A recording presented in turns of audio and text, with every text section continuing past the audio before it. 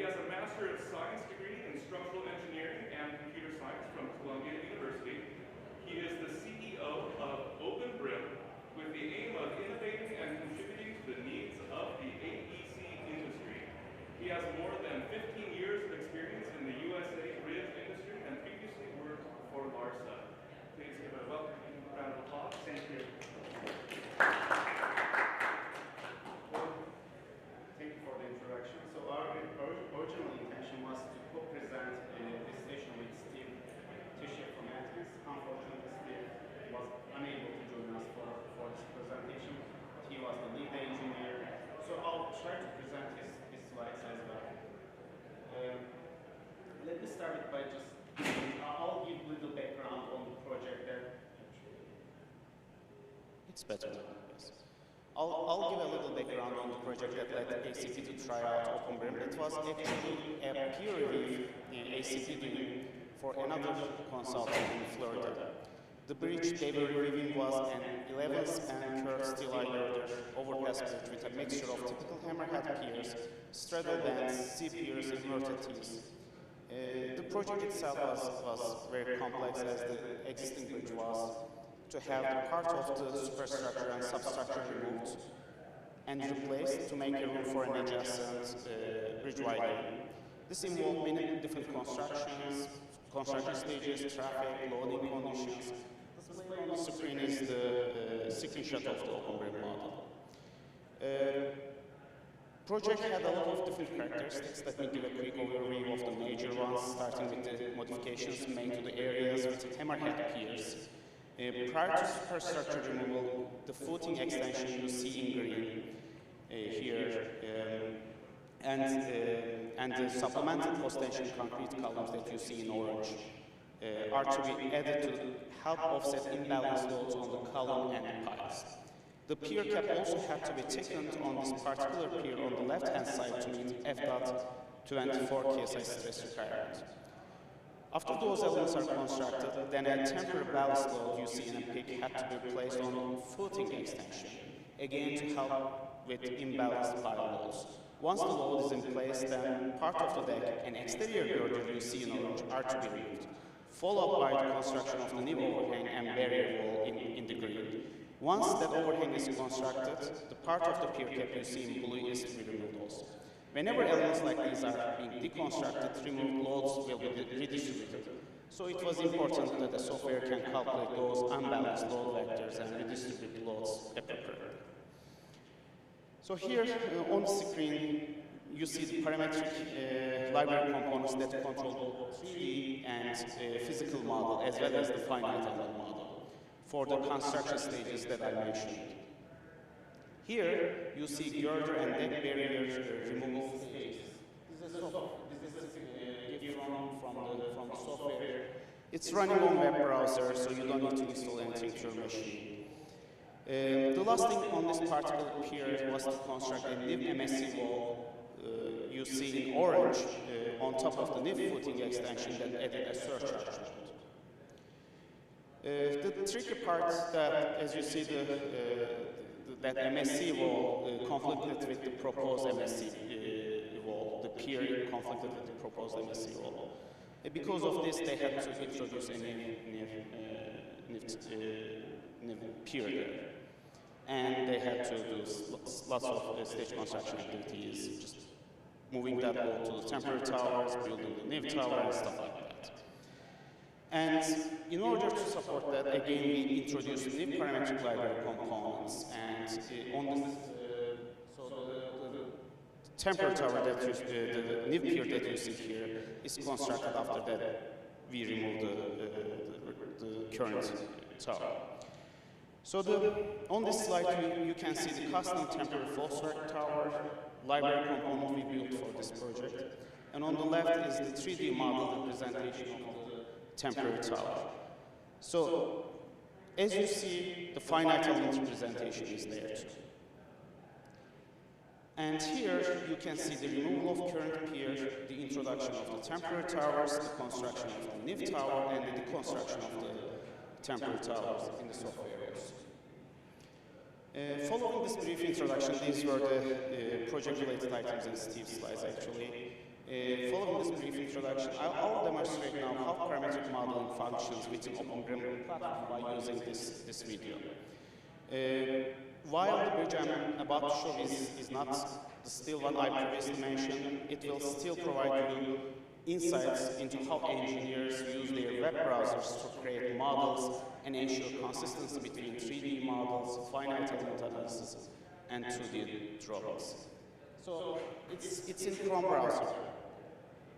You're just using these spreadsheets to create a model. You are just entering a bunch of parameters. And once you enter these parameters, it creates the 3D model of the superstructure as you see there. And along with that 3D model, it creates the finite element representation, which is a box girdle bridge. And as you see, the 3D model and the finite element representation. And the cat representation of the current model is there. So, as you see, we just update a bunch of parameters in this spreadsheet. Again, it's going to compute the 3D model. And it's going to compute all finite elements related to that 3D model. As you see, the finite element representation is updated. And the drawing, the lines that I was showing before, also updated now. So this is how engineers are using our platform to create the models by just entering a bunch of parameters to the spreadsheets. During our recent developments, we have introduced generative objects to streamline the creation of library items, requiring fewer user inputs. Furthermore, we are currently implementing machine learning to automatically identify and fill any missing inputs in this process. So you were seeing a spreadsheet, and that spreadsheet was collecting more inputs, but now, with less inputs, with these generative objects, it's even possible to introduce the superstructure. And then after you introduce the superstructure, for example, what we call as the alignment, which like number of girdle spaces for this alignment superstructure or cross-frame space. It's going to generate all the related components, and then you can just go to those spreadsheets and update the related parameters. And again, as I mentioned, we are even introducing a machine learning algorithm to fill those gaps for the inputs that we're entering. So the superstructure is just there. So that's how we made like the modeling part parametric and easy. So now you can see the cross-frame spreadsheets. You can just look at the finite element representation. It's all again in your web browser, and you're installing it into your machine, and it's so easy to just go to any and doing these things. After viewing this video, your initial impression might be that it's just another result, right? And you might doubt its relevance to your project. This skepticism could arise due to the specific and unique requirements of your projects. The project that I described has many unique aspects. And let's explore how we tackle these specific customization requirements. And I think one of the best things about OpenBrIM is the fact that it uses a cloud-based parametric library components. This means that whenever you require customization, either our engineers or yours can access the OpenBrIM library and create those specific components. Our components control both 3D physical model as well as the finite element model. On the left, you can see a 3D physical model customized for this project. And right next to it, you see the tendons in the finite element model, the foundation, the pier cap, the finite element representation of it.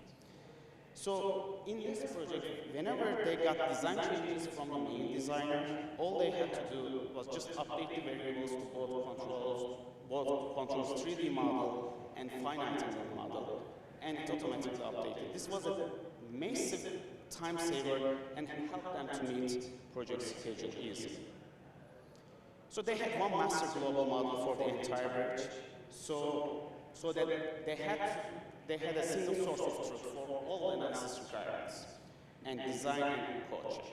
This was a 1,000-foot long bridge, 3 continuous units, 11 span steel bridge we are talking about. Because of this and the size of the model itself was very large.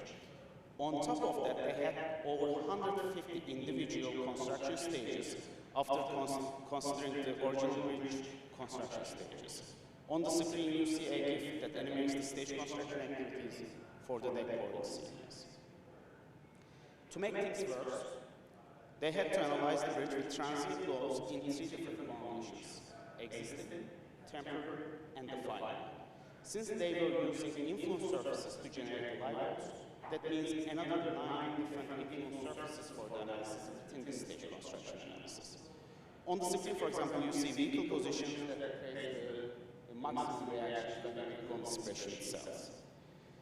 So needless to say, the thing was a beast, and running on your basic web browser, even with the size of the model, large number of influence surfaces, and the presence of post-tensioning, analysis time was still extremely efficient compared to other software they had used in the past.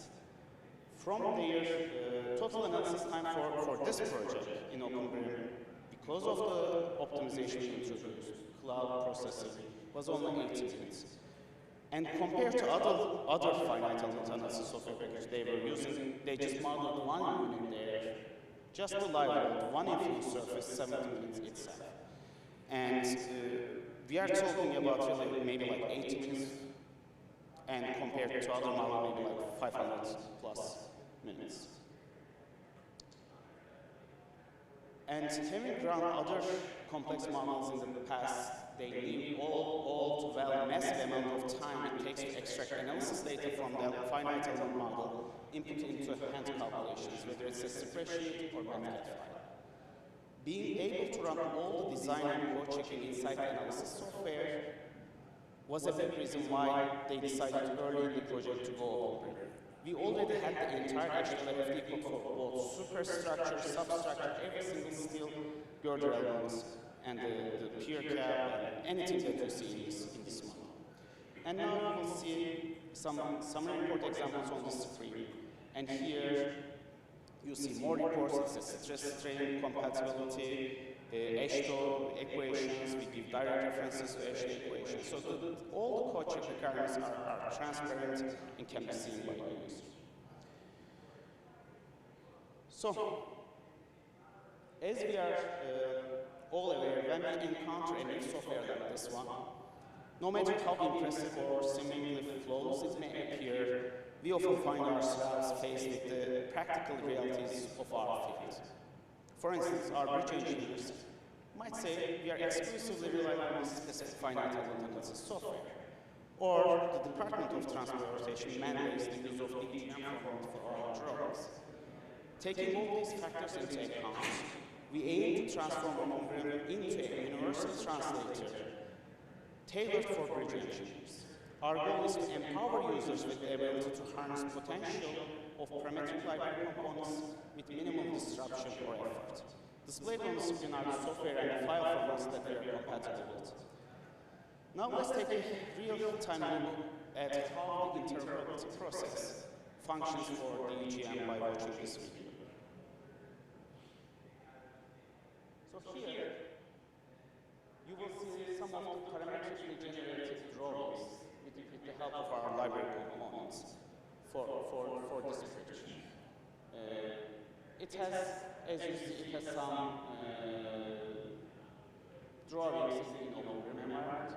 And what we're going to do now, we will go to our export part, and we basically pick a Windows folder. It can be your, let's say, project-wise folder. And then we export it to that folder and these DGM files. And then you can just use these DGM files according to, and we customize these DGM files according to the DOT standards. We work with our enterprise users to do that. So as you see, parametrically you created a 3D model, finite element model, and even 2D drawings. And now you export it to DGM files. Now what you can do is you can just go back to OpenBrIM. You can update your model. Let's say that you got a new alignment from your old engineer. And here we are going to make this bridge, I believe, straight. And even if you do that, it's going to update your finite element model, it's going to update your code check results, and it's going to update the drawings that you can export to DGM files. It might seem easy, but that's what we did with these parametric library components. So the drawings that you see in your web browser is updated. Now we will go back to the same folder, and we are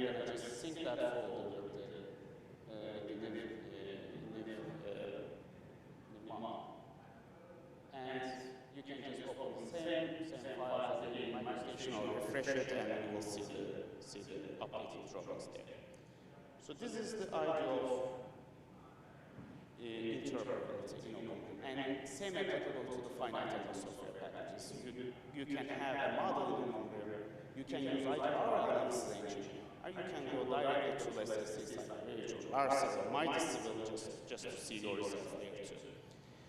So parametric templates are tremendous, and you saw many results parametric templates in different software packages. But at the same time, if there is no customization, in other words, if you can define precisely if the bridge template is available but cannot compose otherwise, the functionality that I mentioned will be limited. You know, every single project needs some level of customization.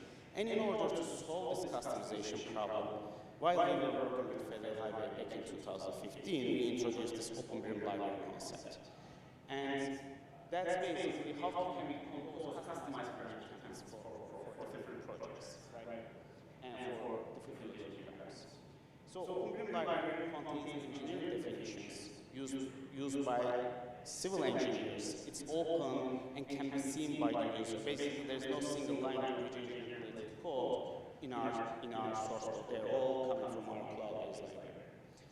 It's also reusable and modular. When I say modular, for example, you see a bulk area that becomes part of the supplies that might be used for girders, and it's possible to use these modular objects in different projects.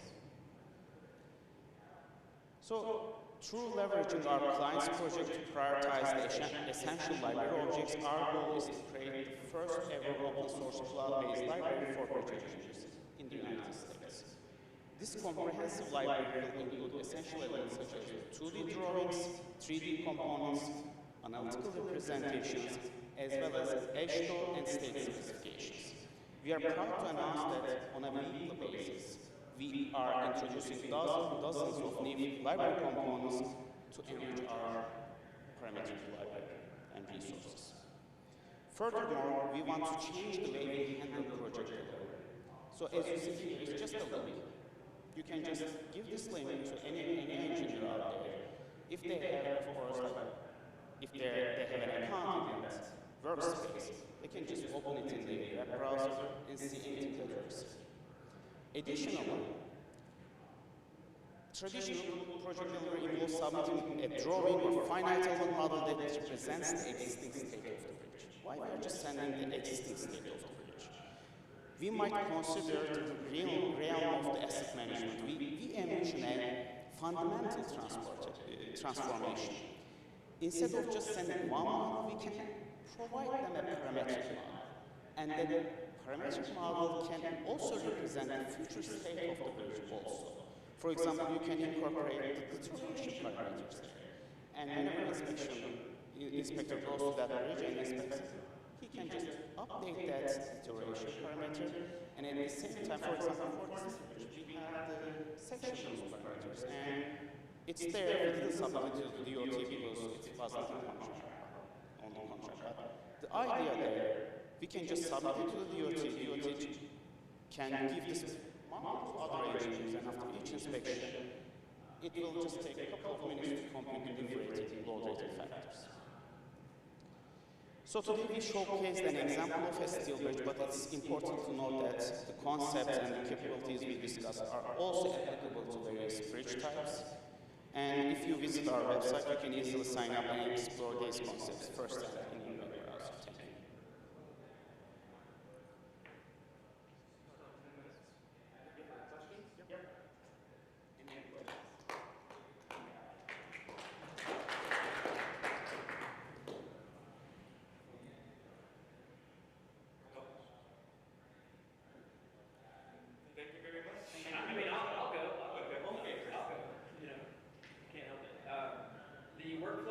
Civil geometry, so if you have alignments, profiles, information that comes in from like a CAD platform, does that import and then you can run the parametric templates on top? Exactly. So for example, right now we are just importing a land XML file, and then the land XML file just like the first input in typically in all workflows. And then is that alignment and profile information also available in your spreadsheet? Right. And you can just modify it. Station, elevation. So as you see here, for example, it's there. And since we make this environment parametric, in some cases you don't even need to wait for your roadway engineer to finalize the alignment. If you have an idea about that alignment, what's going to be like, you can just start modeling your bridge. And whenever they come up with the final alignment, it's just one input and everything will be updated. Right. So, can I keep going? I'll just keep going.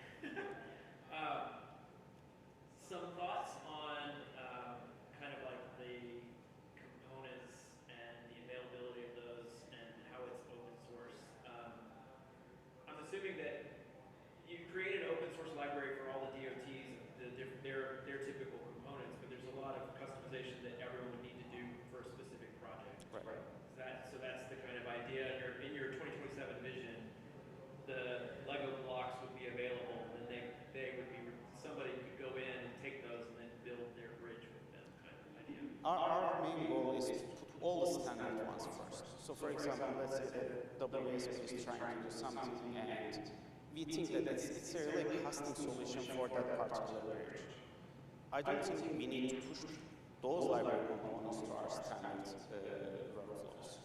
What we do typically, if we think that the request is something standard and can be applicable to members, then it becomes a standard one. We had lots of different ideas. So at some point, we don't want to manage this library.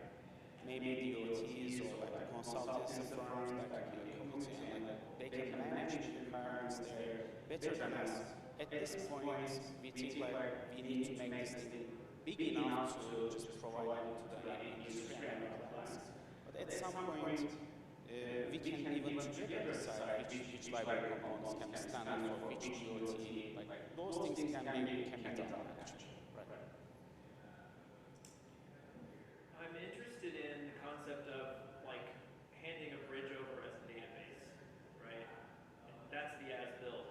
It's a set of tables and the format for that. Because in the world you're describing, if all of the data was there, then it could be read into OpenBrIM and you could generate either whatever you want. If you want to see the finite element, or if you want to look at losses and do that, or if you wanted to see a 3D version or drawings, if all that data was there, then OpenBrIM would be able to read that. And I saw IFC as a potential output, but I don't think IFC is going to get us there. Is there a data standard that would let us do that you think? I mean, is the TPF for bridges, are they working on something like that? Does this question make sense? I mean, I cannot comment on my office part at least, but what we are trying to achieve is we are trying to come up with a system. And that system is, again, this was introduced back in 2015 with FFL Library project, OpenBrIM. And from that day, what we are trying to achieve is we try to come up with this library concept and how we can iterate on a daily basis as quick as possible. Because trying to find one big data structure that's going to solve everybody's problem, we don't think it's the solution. And I think in our industry, IFC and DOTs are trying to find that one big data structure, standard data structure. But we are interested in the cloud-based iteration process, more like. Everybody can go to library, can comment on our code, our library components. Especially software industry is doing this thing, open source projects, Git, that's why we see GitHub there, right? People are going there, going to these open source projects, they comment on the code, they change the code, they request that this should be this standard, and everybody agrees, it's pushed to the main repository, it becomes standard. This is the process we are talking here. So if we can make this process fast enough, and we are trying to provide an environment or platform for that, I think we will arrive there. But if we try to find one global solution, it's, I mean, can we say every bridge project is same at this point? I don't think so. Every time there are some small differences. It might seem similar, but again, all these small details matter, I guess.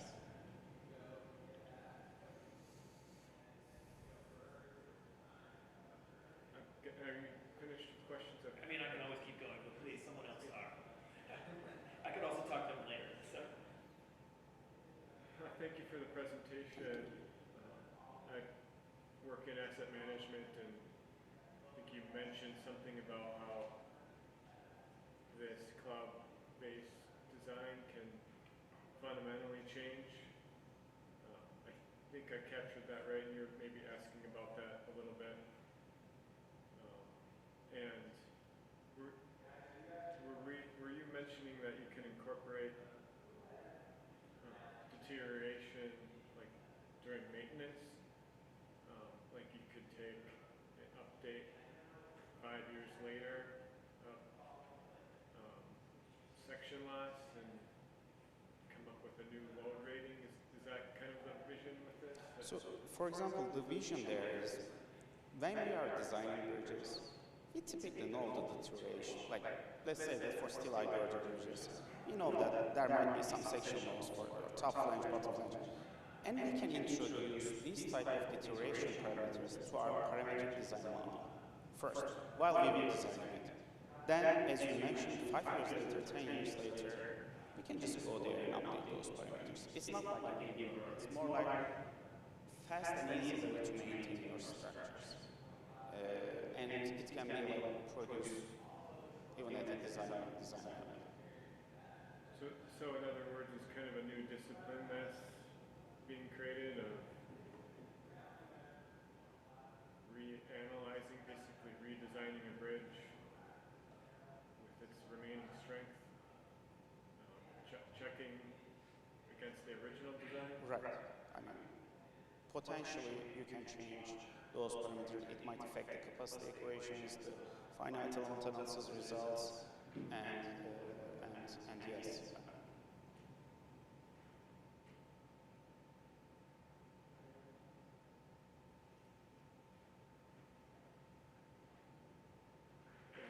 And I think, do you have any other questions or anybody else? I guess kind of to his question, like what if he needed to know scour on the piers, right? Is that a parameter we could add into OpenBrIM to track that kind of information? Why not? Yeah, exactly. So you have some customization to capture information that you might not necessarily think is like a rich thing, but If you know that there's a potential scar possible for that bridge, why not? While we are designing, why not just introducing those parameters? It can be another level when we design it. And since design engine is like really designing that bridge with all the details, thinking about potential failure mechanisms or deterioration mechanisms, good for them also, I believe.